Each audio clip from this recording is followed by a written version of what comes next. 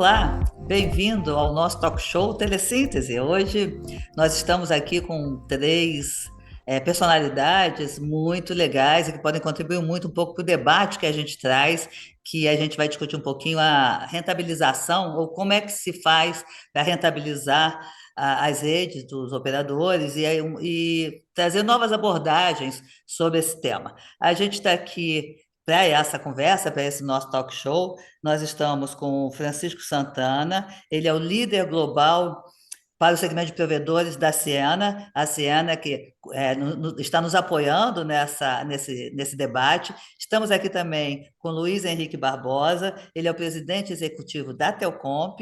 A Telcomp representa as operadoras competitivas do mercado de telecomunicações brasileiros. E estamos também com Rafael Marques, ele é o vice-presidente de negócios da Liga Telecom. A Liga é uma operadora regional importante, está com bastante atuação, não só no sul do país, e promete contar para a gente um pouco das suas experiências, né? Então, para já esquentar aqui um pouquinho o nosso bate-papo, eu já queria chamar o Rafael para ele falar um pouquinho sobre como é que ele avalia o atual cenário brasileiro de provimento, de conectividade. Por favor, Rafa, é com você.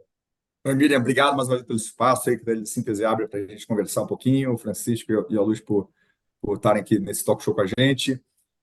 Então, a gente atua num mercado que eu digo que ele é muito peculiar, muito interessante, porque é um produto que você não precisa muito explicar para que você precisa dele, né? Acho que banda larga, internet, todo mundo hoje em dia já sabe que precisa, né? Está todo mundo conectado, então, e é altamente penetrado, né? Então, o argumento do produto, eu acho que ele por si só, a necessidade já diz o quanto ele tem de valor. E por isso também, por ser altamente demandado e altamente penetrado, também tem muitos concorrentes, muitos provedores, né, de diversos portes, e o que torna, então, uma oferta, né, muito aguerrida para uma alta demanda. Então, eu gosto de falar que não existe ex-cliente de internet, né, você precisa estar sempre conectado, você pode escolher o provedor aí que mais atende a sua necessidade. Então, com o mercado altamente competitivo, né, num produto que é tão necessário no nosso dia, né, para você trabalhar, para você estudar, para você comunicar com as pessoas.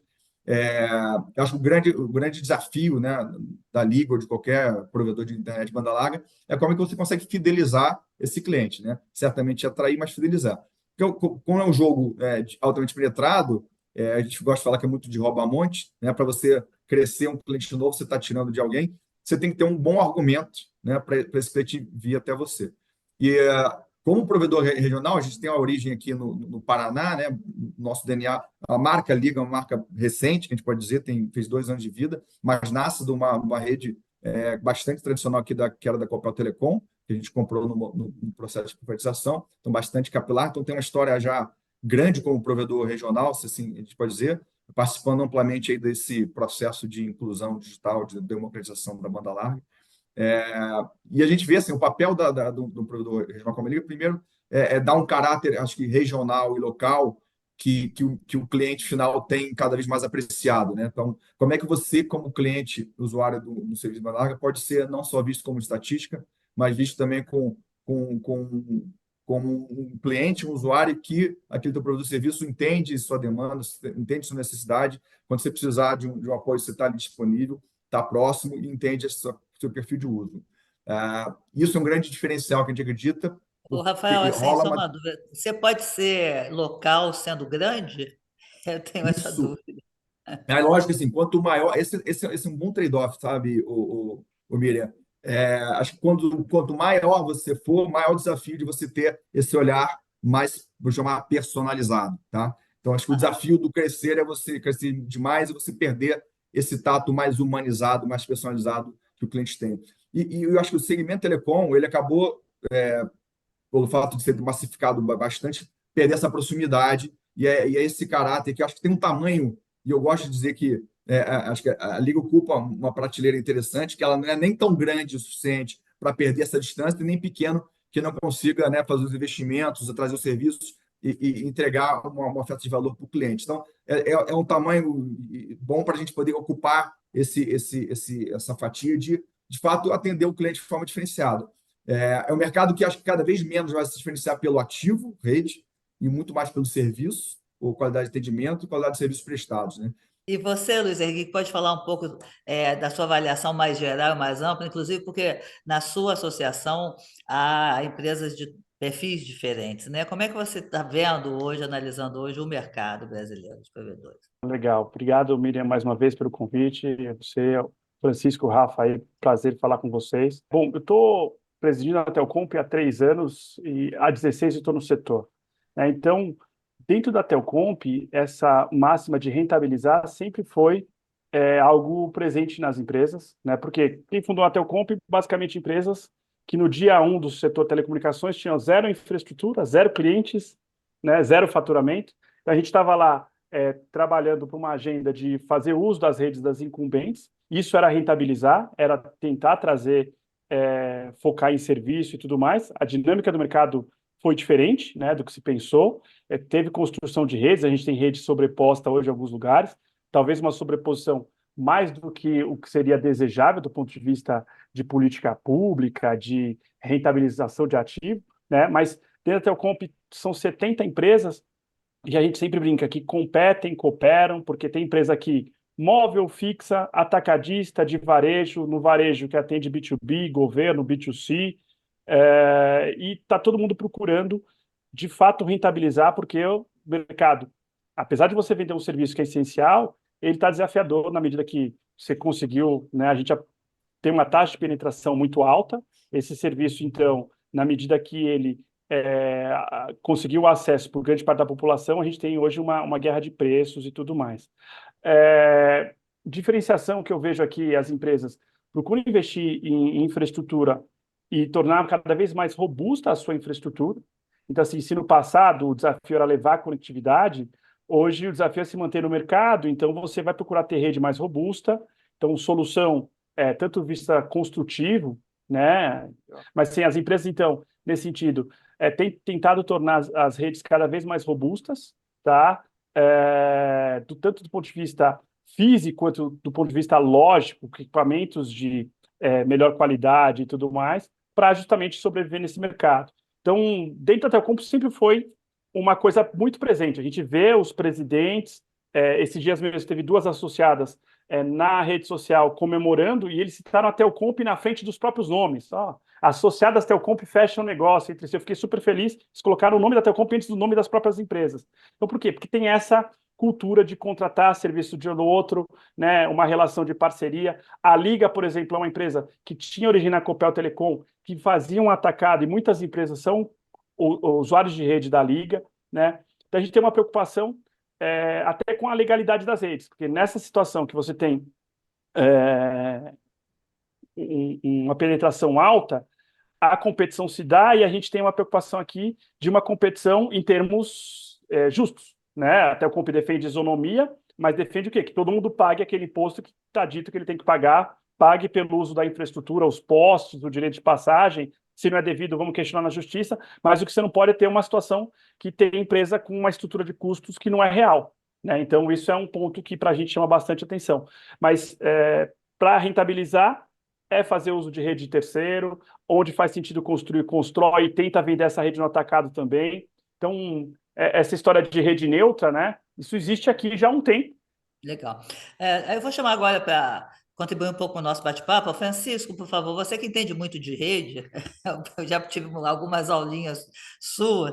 Como é que você vê que uma estratégia de rede pode ajudar os provedores, né, nessa questão dessa altíssima competição que tanto o Rafael como o Luiz Henrique falaram, e de que forma você acha que a rede, uma nova estrutura de abordagem, pode trazer uma diferença para isso?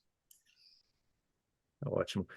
Bem, primeiro, Miriam, obrigado por mais uma vez estar aqui. Ter a honra de estar participando aqui com vocês. Uma honra também estar com esses painelistas tão qualificados aí, o Rafael, o Luiz Henrique. Mudar um pouquinho o ângulo para falar mais de tecnologia, mais de rede, para complementar o que o Rafael começou falando do serviço e o Luiz Henrique comentando do panorama competitivo, né? E rede, de fato, pode ser um bom diferencial. Quando a gente pensa como que as estratégias de rede e tecnologia podem impactar as possibilidades de rentabilização dos provedores, me vem à cabeça duas diferentes dimensões que a gente pode analisar. Primeiro, eficiência e segundo, a flexibilidade, né? Pensando na eficiência, acho que o conceito de eficiência é maximizar a relação entre o que você consegue entregar de serviço com a sua rede e o que você precisa investir para isso. O maior investimento de um operador, em geral, né, é passar a rede fibra. Mas a gente ainda vê com frequência provedores querendo economizar o máximo possível na eletrônica, que no final das contas é uma parte muito menor do investimento em rede, mas com isso eles acabam com uma rede que limita o valor que eles podem tirar da fibra que eles passaram. Então, o primeiro ponto de eficiência é tentar buscar soluções que viabilizem o crescimento de banda, o crescimento de tráfego, de usuários, e essas são os vetores que tipicamente vão permitir a geração de novas receitas, né? Então, ponto 1 da eficiência está ligado à escalabilidade, capacidade de crescer e tirar o máximo da sua rede fibra. Com relação à flexibilidade, o ponto é permitir que a rede viabilize novos serviços à medida que as oportunidades novas apareçam. Por exemplo, imagina um provedor que montou uma rede de fibra para atender banda larga em uma região. É claro que o foco do projeto de eletrônica dessa rede tem que ser entregar mais eficiência na banda larga, com melhor desempenho, como o Rafael falou, para reter esses clientes e com o menor custo possível para ter margem nesse serviço. Mas dá para ele fazer isso com plataformas mais versáteis que permitam a ele não só atender essa demanda de banda larga, mas atender também demandas de corporativo, de governo, de atacado naquela localidade, no nível e no tempo que elas aparecerem, né? E assim é uma oportunidade de diversificar as receitas, de monetizar esses ativos de rede. Isso hoje é totalmente possível, com tecnologias que são, por natureza, multisserviço, que permitem, por exemplo, entregar backhaul para interligar torres móveis, serviços IP corporativos ou última milha de atacado, tudo isso sobre as mesmas plataformas que foram pensadas e foram otimizadas para entregar banda larga.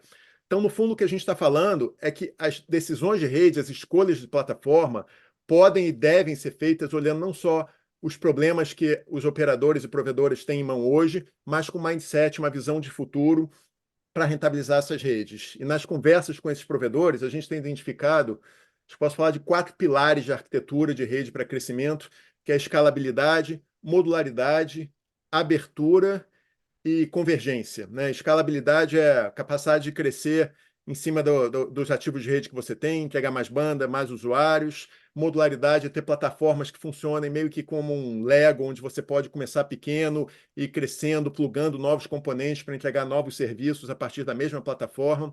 A abertura é o conceito de padrões abertos, onde você pode misturar diferentes vendors e diferentes soluções conforme sua conveniência. E, por último, a convergência é o conceito de plataformas que são adaptáveis, permitem entregar novos serviços, e além do foco inicial que a rede foi planejada para entregar. Então, com esses 4 pilares endereçados, o provedor ou operadora fica com muito mais possibilidades à mão para desenvolver novos serviços, executar sua estratégia de rentabilização e diversificação. O OPEX não é o grande problema hoje do setor de telecom? A visão que eu ouço muito, eu acho que é totalmente uma combinação do CAPEX e do OPEX. Sempre são essas coisas juntas. É uma indústria de capital muito intensivo. É claro que os custos operacionais são muito relevantes e não tem operador que não vai ter que atacar dos dois lados. Mas o ponto interessante dessa conversa é que, tipicamente, quando você fala desses conceitos, convergência, de redes abertas, muitas vezes vem o mindset, mas vai ficar mais caro, eu vou ter que comprar uma rede mais cara para ela ser flexível dessa forma. E acho que há alguns anos atrás essa era a realidade de fato. Se você comprasse uma rede feita sob medida para aquilo, era ela mais barata possível. Já não é mais assim. As novas arquiteturas de rede já são, você consegue ter plataformas que você coloca muito pequenas, portáteis, compactas e que são altamente flexíveis. Então, tendo esse mindset correto de investigar as alternativas de mercado para buscar essa flexibilidade, abre muito o horizonte de diversificação de receita e de oportunidade de monetização para os provedores e operadoras. Eu gosto de falar, o OPEX ruim, o OPEX que pesa, é aquele que você não consegue eventualmente monetizar. Ou seja, imagina o OPEX para você manter uma rede que ela não está vazia ou está subotimizada, né? Então, como é que a gente, assim, todo OPEX você consegue colocar para uma rede que você depois consegue, aí o Francisco trouxe muitos temas, multisserviço, né? Ou multissegmento, eu gosto de falar. A gente conseguiu aqui na Liga trabalhar no mix receita que é basicamente 50% entre banda larga residencial e B2B corporativo, né? Então, você consegue pegar 50% o quê? De a receita? receita, a Da receita. receita. A receita da empresa já está metade em cada segmento, é bem equilibrado. justamente para a gente poder, então, em cima daquela mesma infraestrutura, você ter multisserviços e multissegmentos para ela se rentabilizar de uma forma melhor, né? Então, acho que assim, o OPEX ele é um peso quando a gente não consegue destravar toda a oportunidade de mercado, de tipos de cliente. E aí, fazendo o link que o Luiz falou, se você tem uma rede que ela está dimensionada para ter um X número de tráfego de dados e só o mercado residencial não ocupa ela toda, tem que botar ela para atacado. Vamos abrir isso para outros provedores. Vamos trabalhar um conceito, talvez não de rede neutra, mas de compartilhamento de infraestrutura, né, de aluguel de infraestrutura. Vamos botar cliente corporativo, botar soluções de governo, botar serviços, né, em cima de conectividade, né, serviços de cibersegurança, etc. Rafael, e aí, nessa coisa que você falou, então, dos 50% já de receita para cada um dos segmentos, quais são? Eu sei que a Liga está lançando, vira e mexe, ela lança um produtozinho de aluguel, de não sei o quê, agora entrou no mundo da energia. Quais são os serviços e produtos que você está imaginando aí para tanto para o governo, para o mercado corporativo, que você acha que tem mais projeção de capacidade de rentabilizar? Como é que vocês estão? Quais são Perfeito. os. Se existe área que vocês estão apostando mais? Eu vou separar um pouquinho talvez por grandes segmentos para dar um pouquinho dessa ideia, né? Mais uma vez, acho que a gente falou um pouquinho, foi muito feliz aqui. A conectividade, né? A internet ela é um grande viabilizador, né? De você se colocar no mundo digital e a partir disso você agregar novas camadas de serviço que podem ser monetizados e dar um delta receita para a companhia. Ou seja, é super importante a rede para poder ter você é a camada 1.0, vou já dizer assim, que é a receita da conectividade em si, mas ela habilita você, então, a entregar novas camadas de serviço para poder gerar essa rentabilização, que é o grande desafio de, né, trazer mais valor para uma estrutura que já está ali disponível, né? Quando a gente olha o mercado residencial, quando você entra numa casa do cliente com uma banda larga, né, os primeiros produtos que a gente começa a rentabilizar em cima são os serviços, por exemplo, de vídeo, né, de streaming, né? Então, o consumo de TV hoje mudou bastante para o sob demanda, e quase todas as plataformas de streaming hoje são, né, famosas over the tops, né, over the network, as OTTs, que elas rodam já em cima da conectividade. Então, você entra com um pacote de banda larga e vende já também pacote de assinatura de conteúdo, né, soluções de jogos, que também depende de conectividade. Então, são serviços que têm muito a ver com quanto aquela melhor serviço, maior velocidade, ou menor latência, né, menor tempo de resposta daquela atividade, podem te destravar. Então, os conceitos de casa conectada, começa a integrar, né, a internet das coisas, né, para gerenciar aquela tua casa mais inteligente, aquela casa mais autônoma. Esses são serviços mais naturais de a gente tentar usar em cima da banda larga para o mercado residencial. Quando você vai para o mercado corporativo, uma forma geral, assim, questão de serviços de segurança, quando você faz a transformação digital de uma empresa, de uma indústria, você se coloca nesse mundo online, você fica mais vulnerável aos famosos cyberataques, não vender solução de segurança e proteção de rede, serviços de nuvem como um todo. A gente colocou algumas plataformas também de data center, de hospedagem. São serviços que você consegue pendurar em cima de conectividade que vão te habilitando a capturar essas novas receitas. Então, basicamente, são essas linhas. Tem que sempre pensar muito fora da caixa, entendendo as demandas dos segmentos. Quando você fala do B2B, é muito macro, né? Se eu for para provedor, né, para mercado atacado, um tipo de serviço, você vai para a indústria de agro, um outro tipo de serviço, para o tipo de varejo, para a indústria, enfim. Então, como é que a gente tem a capacidade? Eu falei dessa visão do cliente, né? O desafio é mais de como é que eu rentabilizo, entendo a necessidade daquela indústria para poder trazer o nível de serviço em cima da conectividade, que vai ajudar na transformação digital daquela empresa, né? Geralmente aumento de produtividade ou economia de custo. Luiz, como é que você teria como apontar um pouco como presidente da Telcomp, assim, quais são as tendências hoje dos seus afiliados, assim, do ponto de vista da oferta de novos serviços e de que forma que eles estão apostando nesse mercado? Por exemplo, o Rafael falou um pouco até dos data centers, né, das nuvens, assim, de que forma que você, como você falou, assim, a necessidade de você ter redes mais robustas e isso ser um diferencial e tal, como é que eles estão encarando isso nesse link da oferta de novos serviços? Legal. Como eu disse, primeiro, a questão de prestar um serviço robusto é muito importante e as empresas aqui cooperam seja para investir, e a gente está passando por um momento de consolidação, então é importante ter plataformas, como colocado pelo Francisco aqui, que sejam escaláveis, que ele consegue atender a aumento de demanda de maneira rápida, mais eficiente. Antigamente, você tinha que colocar equipamentos para uma rota de longa distância, quer dizer, implantar um aumento de infraestrutura, né, de capacidade, era algo que demorava meses de planejamento, contratação de equipamento, importação. Hoje você consegue fazer isso de maneira muito rápida, às vezes até é uma programação simples de autorização de software, você consegue escalar essas licenças, e com licença você consegue escalar a rede. Então isso é muito importante, e as empresas às vezes fazem isso de uma maneira cooperando, né? Porque ela quer ter mais robustez, ela tem uma rota entre a cidade A e B, entre a região A e B, tem outra com uma rota alternativa, então ilumina essas rotas de maneira conjunta, isso a gente vê bastante. Com relação à oferta de serviços, quer dizer, depende muito de onde é o mercado endereçável da empresa, né? Se ela é uma empresa com presença no Nordeste, no eixo Rio-São Paulo, se ela está mais na parte do agronegócio. Agora, de maneira geral, as empresas de telecom, elas estão indo para a prestação de serviços de TI, tá? E isso é importante entender. Se a gente olhar o faturamento de telecom, eu estava discutindo isso com o Tude hoje de manhã, e eu até pedi, a gente talvez vai fazer um estudo a esse respeito, mas telecomunicações era algo como 3 vezes o valor que se faturava com serviço de TI. Então, em 2010, se telecomunicações faturava 130 bi ano, serviço de TI era algo como 57.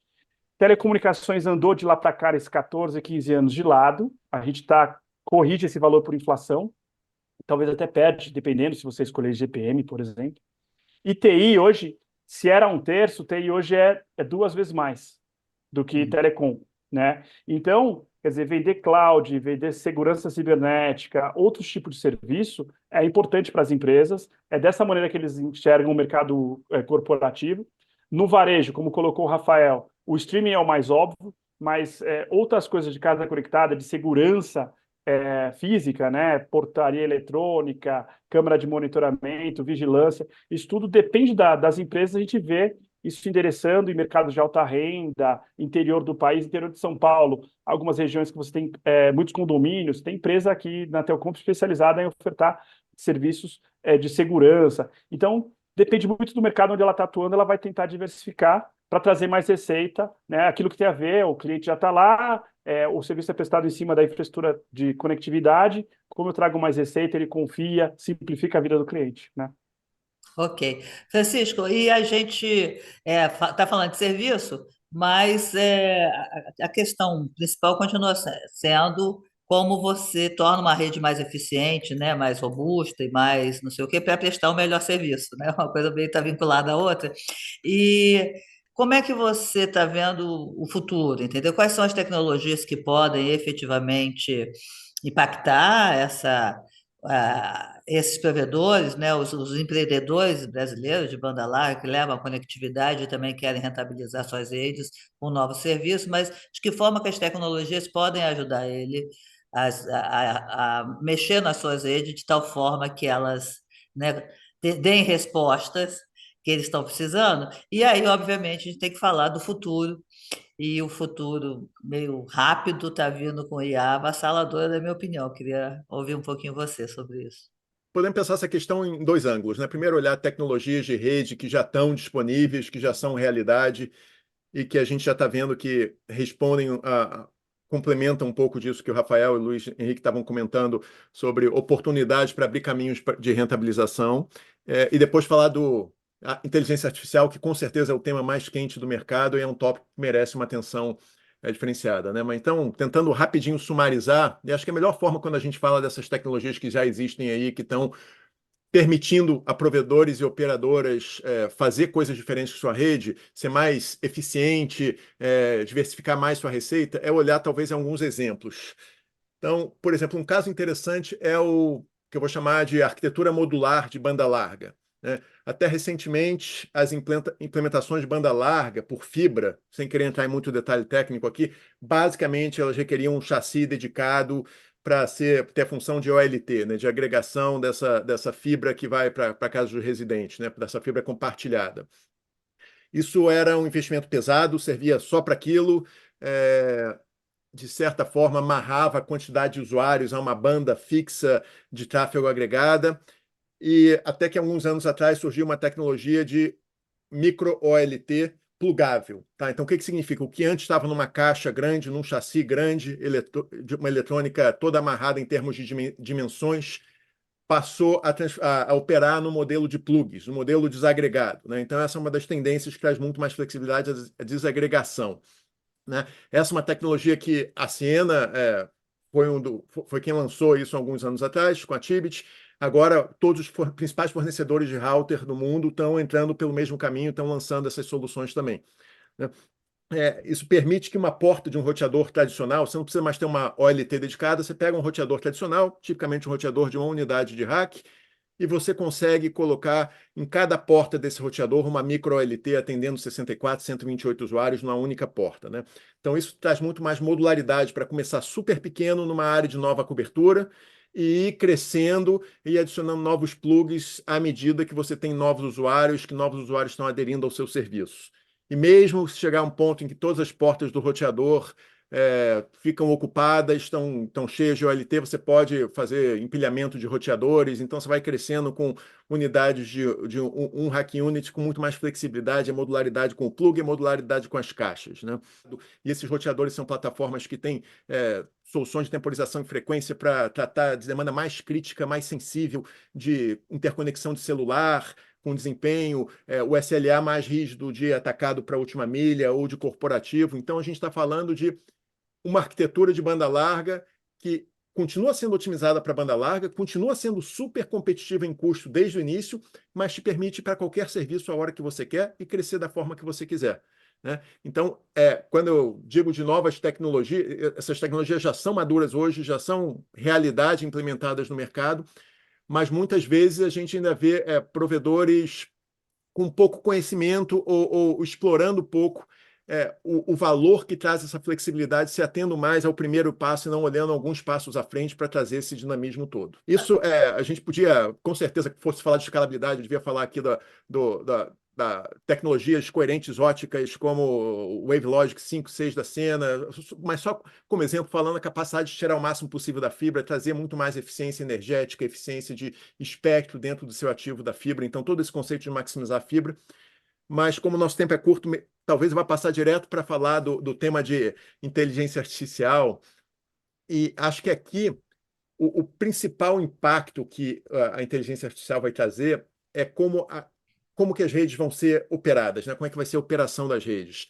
Vão ter novos conceitos de rede auto-otimizadas, novas ferramentas de manutenção preditiva, de alocação dinâmica de recursos de rede para serviços diferentes, para otimizar o uso da rede como um todo.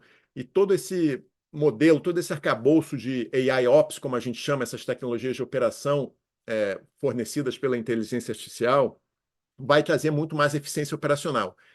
Mas mais do que eficiência operacional, vai criar também novos caminhos para monetizar, para rentabilizar as redes. E o que eu digo com isso, imagina que uma vez que esses algoritmos analisam milhares de variáveis de rede, milhares não é um exagero, são milhares de variáveis de rede que eles vão estar cavando ao mesmo tempo e correlacionando, eles vão ser capazes de criar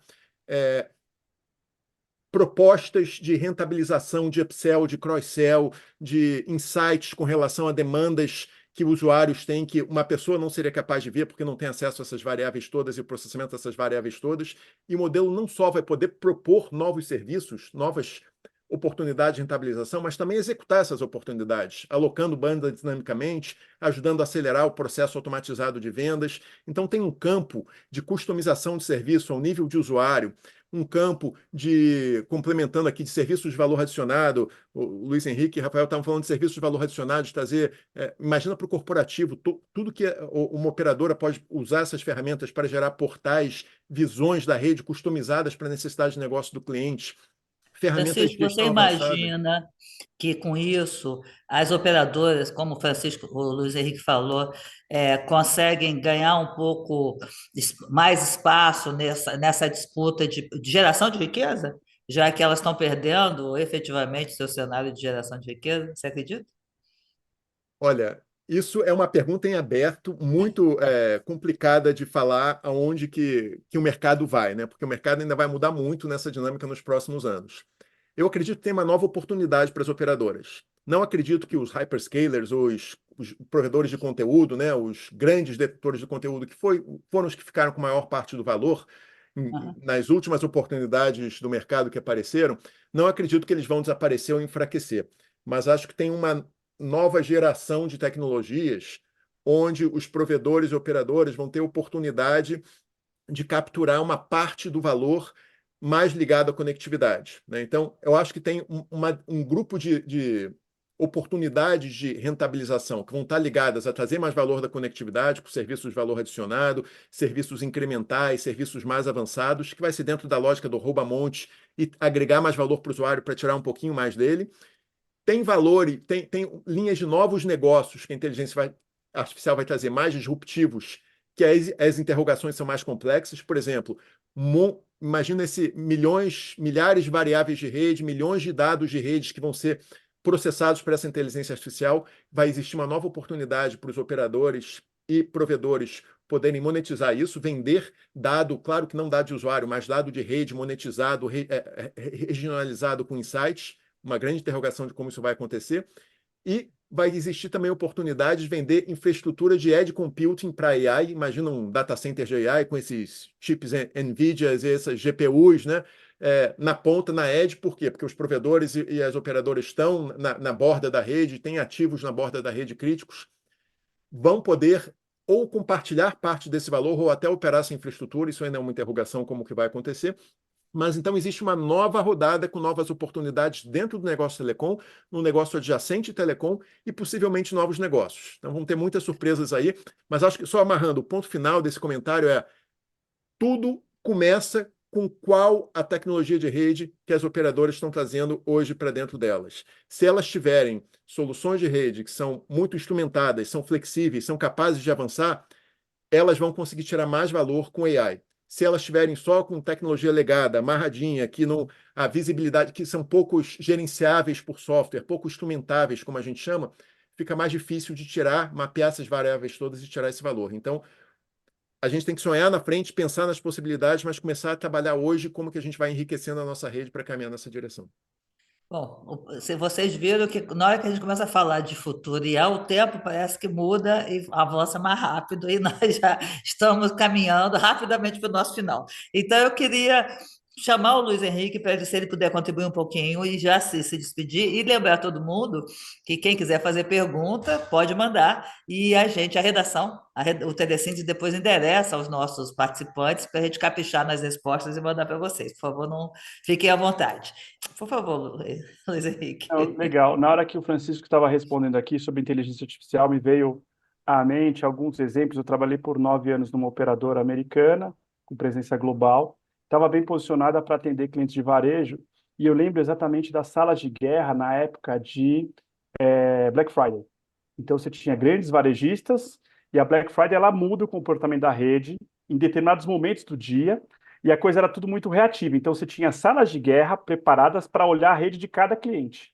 E, logicamente, eu acho que com aplicações de inteligência artificial e infraestrutura mais escalável, ela tem condições de atender isso de uma maneira muito mais eficiente, fazendo menos uso de gente, porque era intensivo em uma galera ficava a postos para poder reagir a movimentos de rede, e até no tempo perdia, como fala, vantagem competitiva para os hyperscales, porque assim, o hyperscale, por definição, ele vai para um data center dos grandes, que por mais que seja um grande varejista brasileiro, não afeta 5% da infraestrutura lá do hyperscale. Então, a empresa local estava perdendo espaço para o hyperscale.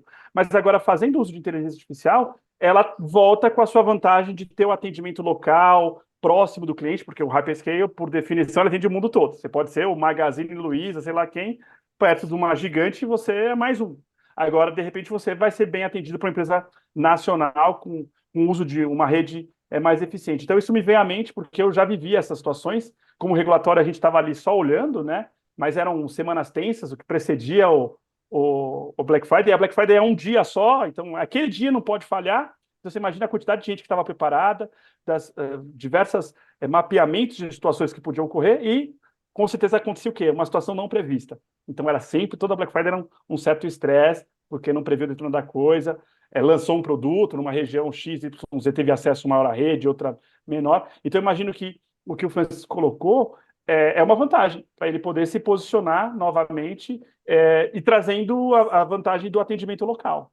Me lembrou uma coisa assim, acho que a gente tem o nosso Black Friday, que são as eleições, né? Assim, e o Brasil mostra que dá conta, né? São 200 milhões de votos e processados, e eu acho que é uma das poucas democracias que conhecem o resultado na noite, né? É muito bacana, né, gente? Eu fico muito orgulhosa disso. Rafael, por favor, fala um pouquinho como é. Vocês já estão usando inteligência artificial? Ó, já estamos no despedido, tá, gente? Vocês estão usando já? Vão usar? Você acredita mesmo que ela vai poder revolucionar as redes e as ofertas? E antes de falar de inteligência artificial, fala da rede neutra de vocês um pouquinho. Acho que ó, a gente falou muito de modelo de rentabilização, como é que a gente otimiza a nossa forma de operação, e acho que uma das coisas que a gente pode usar agora, e de uma forma como não só a Liga, mas outros provedores nasceram, foi né, só tinha a oportunidade de construção. Agora a gente pode testar novos mercados sem precisar necessariamente construir, né? Ou antes de construir, você testar determinado mercado. E a gente, apesar de a gente ter uma rede bastante capilar aqui no estado, né? Estamos presentes nos 399 municípios, na parte de fibra, com rede metropolitana de GPON, a gente tinha duas grandes cidades importantes aqui que a gente não tinha rede própria, que é a cidade de Cascavel e Guarapuava. E antes de sair construindo, a gente sabendo que tem uma estrutura lá disponível para compartilhar, para a gente poder testar aquele mercado, uma forma rápida de eu me introduzir naquela região, sem precisar botar o CAPEX, só pagando o OPEX, e conhecer muito daquele mercado para poder ser a melhor forma de atuar. Por que eu digo isso? Assim, quando a gente olha, aí a realidade de qualquer operador ou provedor tem uma capacidade, né, que a gente chama de take-up, né, um uso da rede, ainda subotimizado, né? Então, você poder atuar mais cirúrgico, ou seja, talvez não está otimizado porque a gente botou rede, talvez no lugar onde esse investimento não retornaria. Então, a gente usa isso, já trazendo um pouquinho da questão da inteligência artificial, como cada vez mais tem essa enxurrada de dados por aí, se você não tiver um processamento, né, usar da inteligência artificial para poder processar esses dados todos e ter insights importantes sobre até rentabilidade por rota, né, por micro-região, por perfil, né, por cluster de cliente, né, a gente consegue fazer um investimento muito mais assertivo e, eventualmente, prestar um serviço direcionado para aquela região. Então, vou dar um exemplo, a gente consegue ver que regiões que a gente, de repente, tem um índice de ligação para o call center alto sobre disponibilidade de serviço. Quando a gente vai ver, a gente tem monitoramento do modelo do cliente, ele não tem, por exemplo, um Wi-Fi lá para botar um mesh para poder complementar um cômodo da sua casa. Então, eu posso fazer uma oferta naquele que eu já instalei de vender mais o equipamento para reforçar o nível de serviço, para ele poder ter a casa conectada. Então, assim, acho que a aplicação da inteligência artificial, não dá para fugir dela, porque o mundo, a velocidade e a quantidade de dados é cada vez tão maior quando você tem pessoas, empresas e coisas conectadas, a gente vai precisar se valer dessa nova tecnologia para tomar decisões mais inteligentes, né, sobre a forma de eficiência e sobre rentabilização. Eu acho que o uso de redes compartilhadas, como rede neutra, também é uma forma da gente entender melhor esse mercado para poder atuar cirúrgico, né, e ter mais retorno do investimento quando a gente for tomar a decisão para um CAPEX. Então, acho que as coisas estão muito relacionadas, que vamos utilizar tecnologias modernas como inteligência artificial, novos modos de construir, de operar redes, como a rede neutra, a rede compartilhada, para a gente conseguir, então, ter essa otimização no modelo de rentabilidade que todo mundo busca, né?